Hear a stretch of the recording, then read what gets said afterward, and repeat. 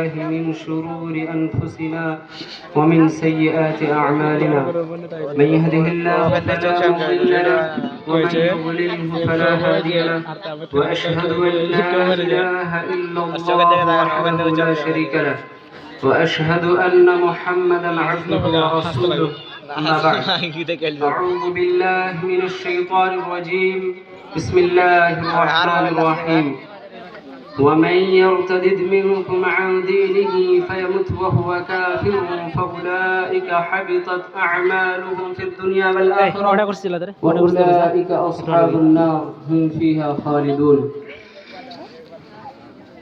محترم و مکرم صدر صاحب، مہمانان اعظام اور سامنے بیٹھے ہوئے عزیز ساتھیوں، بزرگوں، آج میں اس دعوتی و اصلاحی پروگرام میں جس موضوع پر چند باتیں پیش کرنا چاہتا ہوں وہ ہے فتنہ ارتداد، اسباب و علاج. محترم سامعین، یہ دور بے شک فتنوں کا دور ہے. جیسے جیسے ذرائع ابلاغ کی روشنی پھیل رہی ہے ویسے ویسے فتنوں کے سائے بھی دراز ہوتے جا رہے ہیں. انہی فتنوں کے ہجوم میں ایک فتنہ ارتداد کا ہے جو خاموشی سے مگر نہایت تیزی کے ساتھ دلوں، سوچوں اور عقیدوں کو نشانہ بنا ہے.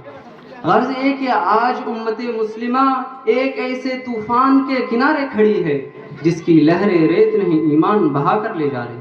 محترم سامعین، یہ ارتداد ہے کیا؟ ارتداد کوئی معمولی لفظش نہیں، یہ ایمان کے قلعے میں لگی ہوئی بارودی سرنگ ہے. ارتداد وہ زہر ہے جو مسکراتے ہوئے پلایا جاتا ہے اور انسان کو خاموشی سے مار دیا جاتا ہے. ارتداد عقل کی فتح نہیں، نفس کی بغاوت اور شیطان کی کامیاب سازش ہے. ارتداد وہی فتنہ ارتداد ہے جو انسان کے دل سے محبت رسول صلی اللہ علیہ وسلم کا چراغ بجھا دیتا ہے. یہ وہی فتنہ ارتداد ہے جو انسان کے دل سے اس کے عقیدے کو خراب کر دیتا ہے، ساتھ ہی ساتھ اس کے شناخت، نسل، تہذیب سب کو نگلنے پر تلا ہوا ہے. اسی لیے جگہ جگہ قرآن مجید میں اللہ رب العالمین نے ارتداد کی سنگینیوں اور خطرناکیوں کو بیان کیا. کہیں فرمایا وَمَن يَرْتَدِدْ مِنْكُمْ عَنْ دِينِهِ فَيَمُتْ وَهُوَ كَافِرٌ فَأُولَئِكَ حَبِطَتْ أَعْمَالُهُمْ فِي الدُّنْيَا وَالْآخِرَةِ وَأُولَئِكَ أَصْحَابُ النَّارِ هُمْ فِيهَا خَالِدُونَ.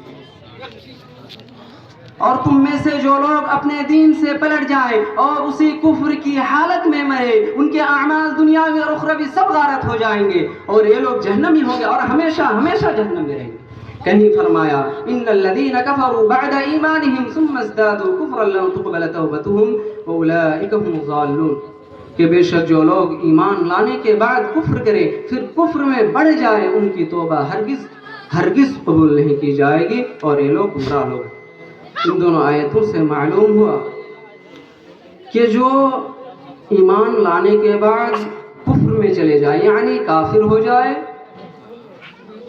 ان کے دنیاوی اور اخروی سب اعمال غارت و برباد ہو جائیں گے اور ان کی توبہ بھی قبول نہیں کی جائے گی اور قیامت کے دن انہیں جہنم میں ڈالا جائے گا اور ہمیشہ ہمیشہ جہنم میں ڈالا جائے گا.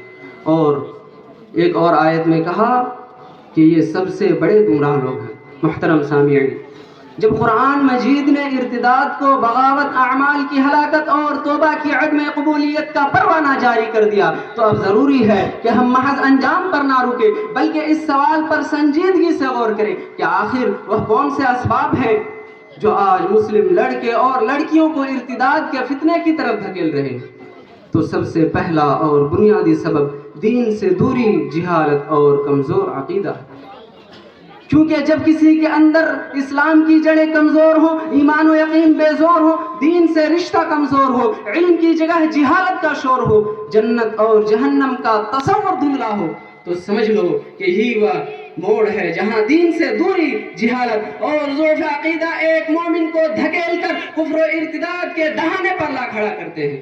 لہذا اس کا حل یہ ہے کہ مسلمانوں کو ترغیب دلائیں کہ وہ ایمان و عقیدے پر مضبوط رہے، دین اسلام کو اپنے اندر سمائے، اسلامی سانچے میں تربیت کی جائے. محترم حاضرین، ہم میں سے ہر شخص کو چاہیے کہ وہ دین سے قریب ہو، جہالت کو اپنے اندر سے دور کرے اور ساتھ ہی ساتھ اپنے اولاد کی صحیح تربیت کرے، اسلامی سانچے میں اس کی تربیت کرے۔ اور ایک بات بتاتا چلوں کہ اسلامی تربیت کو اس کے اندر، بچوں کے اندر داخل کرنے کے لیے آپ کو پہلے دیندار ہونا پڑے گا، اور اپنی بیوی جو شادی کرتے ہیں تو اس سے بھی نیک اور بہترین عورت سے دیکھ کر شادی کرنا پڑے گی۔ لہٰذا ہم میں سے ہر شخص کو چاہیے کہ ان باتوں پر عمل کرے۔ فتنہ ارتداد کا ایک اور سبب مخلوط نظامی تعلیم ہے، ایک ساتھ لڑکے اور لڑکیوں کا تعلیم حاصل کرنا۔ بھائیو، آج مسئلہ صرف یہ نہیں ہے کہ مسلم لڑکے اور لڑکیاں ایک ساتھ تعلیم پا رہے ہیں، بلکہ سب سے خطرناک مسئلہ یہ ہے کہ غیر مسلم لڑکوں کے ساتھ مسلم لڑکیاں اعلیٰ تعلیم کے نام پر ذہنی، فکری اور قلبی اختلاف میں ڈالی جا رہی ہے، اور یہی وہ موڑ ہے جہاں ڈگری کے بدلے دین، کیریئر کے بدلے ایمان اور مستقبل کے نام پر عقیدے کا سودا ہو رہا ہے۔ لہٰذا اس کا حل یہ ہے کہ مسلمانوں کو ترغیب دلائے کہ ایسے اعلیٰ تعلیمی ادارے قائم کریں جہاں مسلم لڑکیاں پردے، وقار اور دینی ماحول میں میڈیکل، سائنس اور دیگر اعلیٰ ڈگریاں حاصل کر سکیں۔ محترم سامعین، اگر ہم میں سے کوئی شخص یہ چاہتا ہے کہ وہ اپنے بچوں کو، اپنے بچیوں کو اعلیٰ تعلیم دے، عصری تعلیم دے، تو انہیں چاہیے کہ ایسے مدارس، ایسے جامعات، ایسے یونیورسٹیوں کا انتخاب کرے جس میں صرف اور صرف عورتیں ہی ہوں، جس میں صرف اور صرف عورتوں کی تعلیم حاصل ہو، وہیں پر اپنے بچیوں کی تعلیم دے، تاکہ یہ ارتداد کا راستہ، یہ ارتداد ہمارے درمیان سے دور ہو جائے۔ فتنہ ارتداد کا ایک اور سبب مخلوط ملازمتیں بھی، ایک ساتھ مرد اور عورتوں کا کام کرنا، ایک ساتھ عورتیں اور مرد جاب کرنا۔ آج دواخانوں اور اسپتالوں میں بے پردگی کے ساتھ عورتیں اجنبی مردوں کے شانہ بشانہ گھنٹوں اٹھتی بیٹھتی۔ یہ محض روزگار کا مسئلہ نہیں، یہ غیرت، حیا اور ایمان کا امتحان ہے۔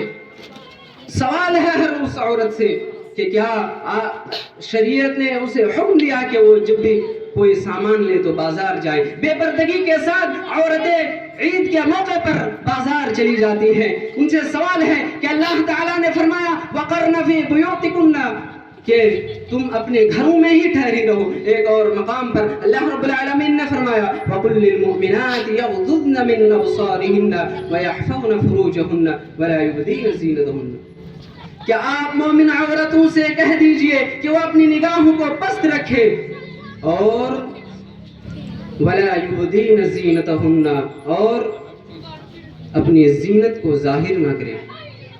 عورتوں سے گزارش ہے کہ وہ بے پردگی کے ساتھ کہیں نہ نکلے، اور مرد حضرات اس کے ذمہ دار ہیں۔ مرد حضرات کو چاہیے کہ وہ اپنی بیویوں کو، اپنی ماں کو، اپنی بیٹیوں کو، اپنی بچیوں کو گھر سے نہ نکالے۔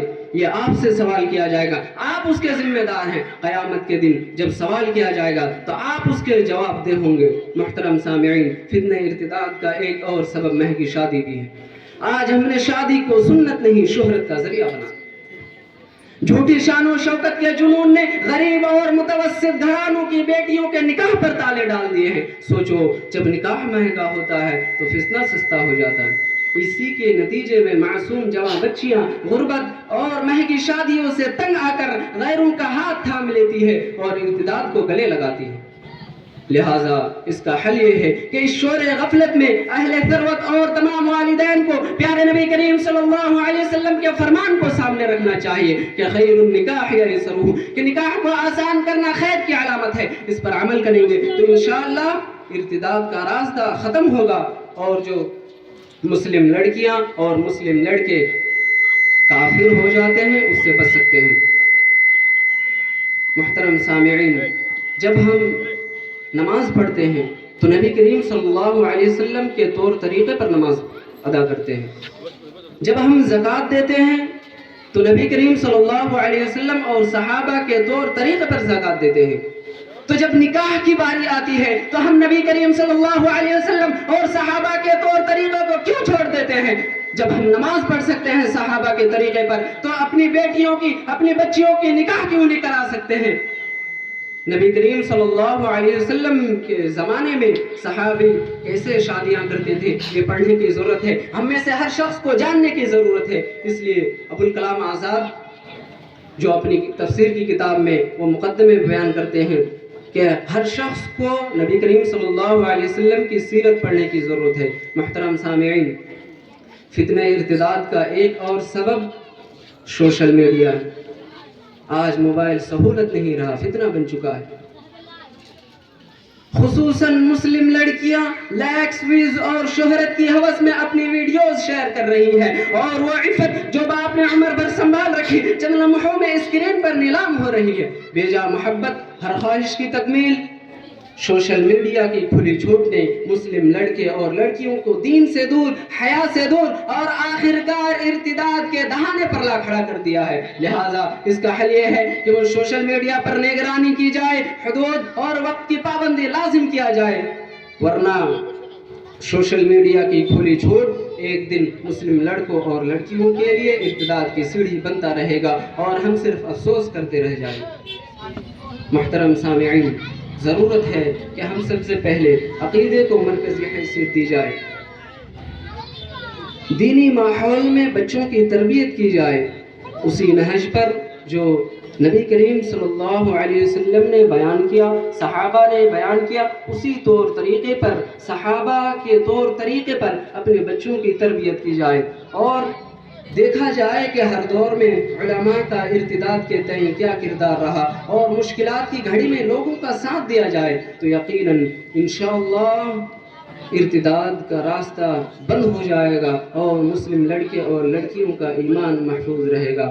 آخر میں اللہ تعالیٰ سے دعا ہے کہ اللہ تعالیٰ ہم تمام مسلمانوں کو صحیح سمجھ عطا فرمائے، اور ہم میں سے ہر شخص کے ایمان کو مضبوط کرے، اور ہم میں سے ہر شخص کو چاہیے کہ وہ اللہ تعالیٰ سے سب سے پہلے ہدایت کا دعا کرے، یعنی ہدایت چاہے اپنے لیے، اپنے اولاد کے لیے ہدایت چاہے، کیونکہ یہی اصل چیز ہے۔ جو شخص اللہ تعالیٰ سے ہدایت مانگے گا وہ اللہ تعالیٰ اگر اسے ہدایت دے تو ہمیشہ ہمیشہ ہدایت پر رہے گا۔ آخر میں اللہ تعالیٰ سے دعا ہے کہ اللہ تعالیٰ ہمیں صحیح سمجھ عطا فرمائے، آمین۔ وآخر دعوانا ان الحمد للہ رب العالمین۔ السلام علیکم ورحمۃ اللہ وبرکاتہ۔